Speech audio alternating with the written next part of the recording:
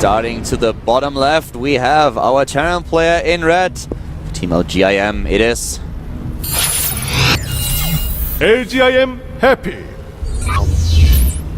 Happy, definitely the favorite here. An LGIM player who's very strong. Up against the player to the top right from the team MVP. He is MVP killer. It's been a while for the Songho. This guy was one of the better players back in the open seasons, using different IDs like TSL Baby Bye Bye in the past, but finally decided to use Killer, which I think is a more badass name, to be honest. It was so funny when he came in earlier. He was wearing one of the shirts with white, and the collar was in orange. And Dor was commenting on, yeah, I really like it. It's a nice color. And it's like, no, I don't like it too much. I want red. I want a man's color. Yeah. It was really cute. Yeah, it certainly was. That's Killer's personality. Killer is often teased in Korea because he looks like he has an older man's face. He's actually younger than me. I think he's 21 US, or US years, I say, but I just mean Western age. So he's pretty young, although he was often teased for looking older. He's been around for a really long time as well in StarCraft 1. I actually wouldn't put it past you guys to create the USES. You have your miles, you have your yards and inches and everything, and then suddenly like, yeah, we have USES too. Well, I wouldn't accept them. I switched to Celsius long ago, for example, because, you know, when you talk to people internationally about degrees, it just gets really confusing, and most people know Celsius. Now I know both really well, so it doesn't matter, but you know, when someone tells you, it's about 2 degrees outside, you're like, well, what does that mean exactly if you're American? We had this talk, I know, who was there at, yeah, exactly, it was so funny. We were sitting at IM at breakfast, and I was talking with QXC and with Apollo, and we were talking about exercising, about gym and nutrition and all these things, and then everyone was like, okay, so how much do you weigh? And I'm like, yeah, well, okay, kg, and Apollo was like, how much is that in stones? And at the same time, everyone was like, and in pounds? And we were like, what?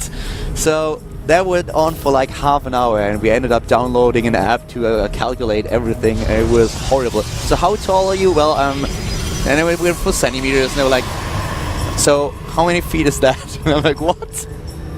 Yeah, now I know how tall I am in centimeters. Although I will say I do not know how much I weigh in kilograms. That's something I don't know about myself. That's one of these things I'll have to explore. Yeah, well, that's where it starts. But anyways, we've come a little bit off topic here with our talk about. I don't even know how that started, but yeah. Well. Yeah, the US years. Exactly. Yes, US years. So Sangho being rather young. Very true. He's younger than me, even though he looks like a little bit older. Nexus goes down here now. Double gas for Killer, so he's going to be able to tech very quickly behind this and also get a sensor count out that is favorable if he chooses to go down that path. And Happy is just adding additional barracks, getting his gas up. He's doing the most typical one barracks expand you could ever see. The only difference here is, of course, his barracks on the low ground.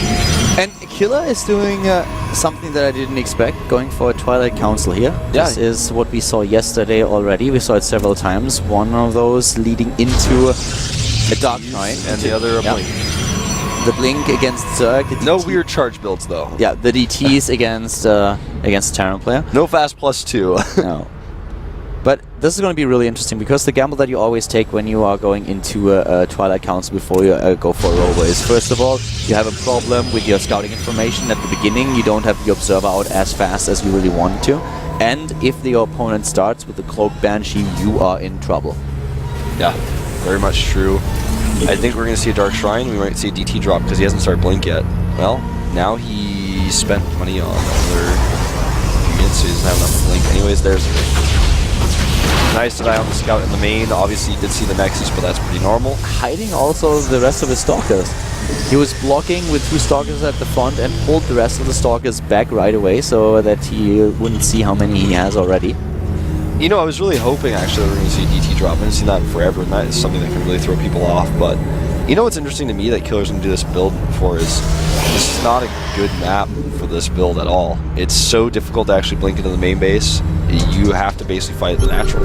There comes the scan, and this is an important one, because he's going to find out that Killer, he does not produce any probes. None.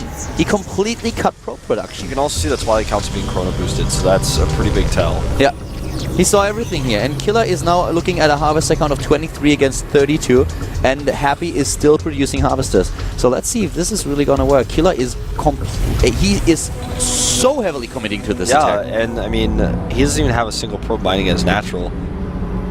At this point, Happy was like thinking about making a bunker in his main. See that SCV there? He was like, wait a minute, you can't reach. He just leaves the SCV there in case of a warp prism, because he's like, wait, oh, this is actually just not a good map for this build, but it makes it unpredictable, that's for sure.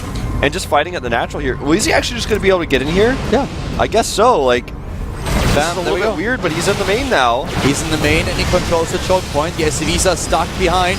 Happy is supply blocked, and heavily at that. This is a really bad spot for him to be. He can't produce anything. Nice micro so far by Killer, doing a lot of damage here. Still having the high ground vision with the Observer. Can blink back when the cooldown's ready. Can he do enough damage? At this point, it looks like he might. Yeah, it's very, very close, but I think he may have been able to just finish off too many Marines without Blink. Is such a useful ability before Stim is done, but now since he's eliminated so much of the actual army of Happy, the numbers, the pure numbers of these Stalkers against the low hit point units is not going to be something that Happy is going to be happy about. No pun intended. Great micro again with some of those Stalkers blinking back, and Happy now it's suddenly taking severe losses here. He's down to 22 harvesters against 23, has the double mule, blink forward, nice pick off at the bunker, really well done.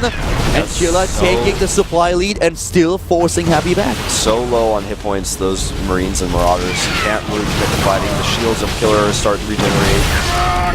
And talking about shields, combat shield is not done. Therefore, this is very difficult for Happy to hold against those Stalkers. Another round of warp-ins is ready, and here comes Killer. He just doesn't stop, and he's looking great in this game. Takes off the runner. Now he's got the concave at the top of the ramp. The SCV is not really useful here. The medevac is healing, but it's just not healing enough, and it looks like that's going to be it. He blinks on top of the army, and Killer, I can't believe he made it work on this map. It's unbelievable.